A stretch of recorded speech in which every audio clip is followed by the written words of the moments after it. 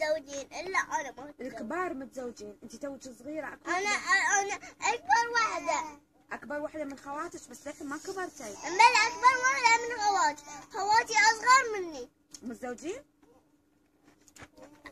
اصغر مني خواتي. انا متزوجه.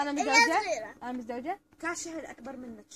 بس انت اكبر مني متزوجه، وبقول اكبر متزوجه، وانا اكبر ما تزوجت. ابي اتزوج. شنو؟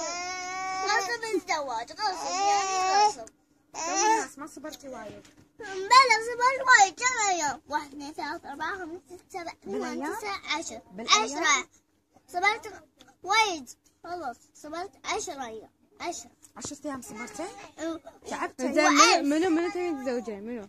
مشاري. ليش تبي تتزوجين مشاري؟ خلصوا ريالي بالكويت؟ خلاص ما ابي والله الا مشاري. صفك وايد وريالي حلوين. ما احب الريال اللي بصفي ما يخلقون كلها يدرسون شيطانين. زين ليش ما تتزوجين؟ وانت ليش تبين الريال؟ يوسف والشوق. ما ابي. مزبون ولد شوق. ما راح تتزوجين دلال؟ بلا. لا ما راح تتزوجين. بلا. ابوي يوافق على الزواج. لا حبيبتي مو موافق. يلا اذا ابوك لازم تدرسين الحين بعدين تفكرين. ماما والله ما راح تتزوجين. ابوي قال غلط اتزوج. ما راح تتزوجين. شوفي الجازي درست لما بس. الحين انت قاعد تبكين ليش؟ عشان الزواج؟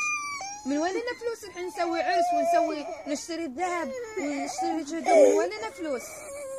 مشاري تو صغير ما عنده معاش، شلون من يصرف عليكم؟ عندي انا اعطيه من فلوسي وايد اعطيه. من وين لك فلوس عمري؟ عندي وايد فلوس بحط صالتي، وابوي كل يوم يعطيني من الفلوس. عندك بحط صالتك وما تعطين امك؟